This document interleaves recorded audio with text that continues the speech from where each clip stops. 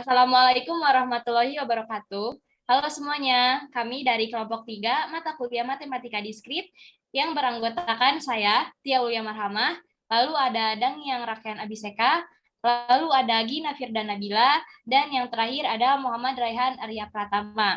Di sini kami akan menjelaskan materi kriptografi mengenai Caesar Cipher. Nah, yang pertama itu ada pengertian yang akan dipaparkan oleh Dangyang. Nah, pengertian.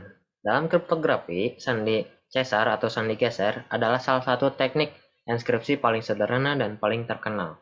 Sandi ini termasuk sandi substitusi di mana setiap huruf pada teks terang, plain text, digantikan oleh huruf lain yang memiliki selisih posisi tertentu dalam alfabet. Misalnya, jika menggunakan geseran 3, W akan menjadi Z, I akan menjadi L, dan K akan menjadi N. Sehingga teks terang wiki akan menjadi ZLNL pada teks tersandi.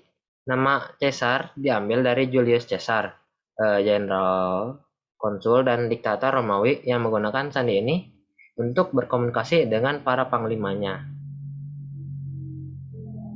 Caesar Cipher adalah algoritma Cipher substitusi yang menggunakan konsep penggeseran huruf dengan modulo 26.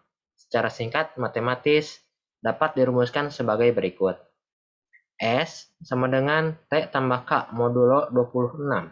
Keterangannya, S teks sandi, T teks terang, K kunci. Algoritma ini biasanya digunakan untuk proses inskripsi suatu informasi yang bersifat khusus atau rahasia pada zaman Romawi.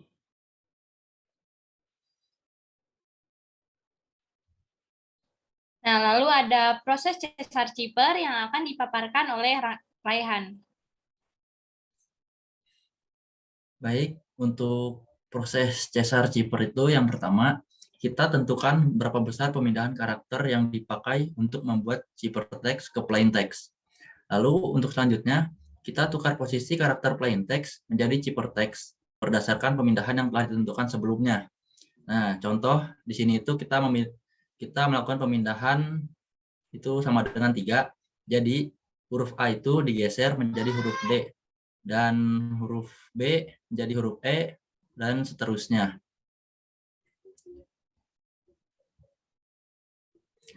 Lalu untuk algoritmanya yang pertama, plain text menggunakan kalimat berbahasa Inggris.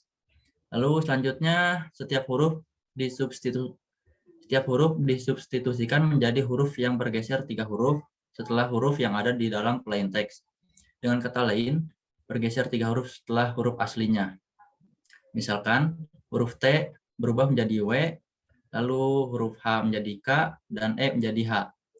Dalam huruf alfabet, huruf ketiga setelah T adalah W, huruf ketiga setelah H adalah K, serta huruf ketiga setelah E adalah H, dan seterusnya. Nah, di dalam kata small itu terdapat pengulangan huruf L, sehingga cenderung mudah ditebak bahwa huruf tersebut sama. Dalam bahasa Inggris, huruf yang serupa dengan kondisi di atas antara lain ada al, tal, full, nil, dan sebagainya. Lalu setelah menemukan algoritma dari metode enkripsi ini, dapat dipastikan bahwa metode enkripsi ini menggunakan metode Caesar Cipher.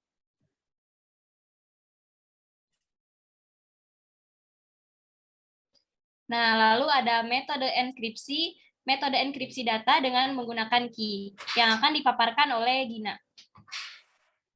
Baik, selanjutnya di sini ada metode enkripsi data dengan menggunakan key atau kunci, kata kunci. Nah, di sini ada contoh key-nya yaitu operasi. Yang pertama kita jabarkan dulu huruf alfabet seperti biasa dari A sampai dengan Z. Lalu di bawahnya kita tambahkan kata operasi di depan huruf alfabetnya.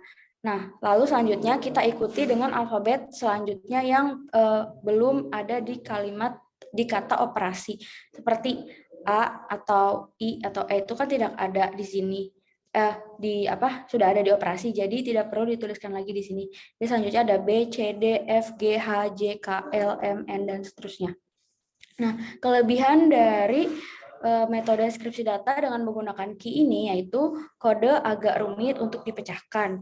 Namun kekurangannya kesulitan bagi receiver atau penerima dalam memecahkan kode dari inskripsi tersebut. Nah, contoh kode dari menggunakan metode key ini yaitu ada yang pertama di plain text-nya referensi dalam sebuah laporan penelitian. Lalu saat dirubah menjadi ciphertext yaitu menjadi seperti ini NASA, NAJKC, ROGOH dan seterusnya. Nah, selanjutnya ada key dengan kata auto. Nah, di sini seperti yang tadi sudah dibahas, kita jabarkan dulu huruf alfabet dari A sampai Z, lalu di bawahnya kita jabarkan lagi, namun dengan mengimbuhkan kata auto di depannya, lalu diikuti dengan alfabet berikutnya. Nah, kelebihannya, kode ini mudah dipecahkan bagi receiver, kekurangannya, kode inskripsi ini dapat mudah dipecahkan oleh pihak lain, karena di sini itu sangat mudah sekali, huruf U hingga Z-nya itu sama, hingga mudah ditebak gitu, jadi kayak sama aja.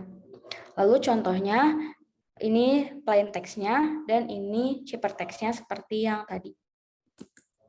Nah, selanjutnya ini ada contoh lagi, tapi yang lumayan sulit, yaitu key-nya gitar melody. Jadi karena ini key-nya itu panjang, jadi kalau misalkan key-nya itu lebih panjang, maka tingkat kesulitannya itu ya lebih sulit lagi gitu, karena menggunakan key yang panjang sehingga alfabetnya jadi sedikit buat selanjutnya gitu. Nah, kelebihannya kode rumit untuk dipecahkan, lalu hanya ada satu huruf yang sama yaitu huruf Z.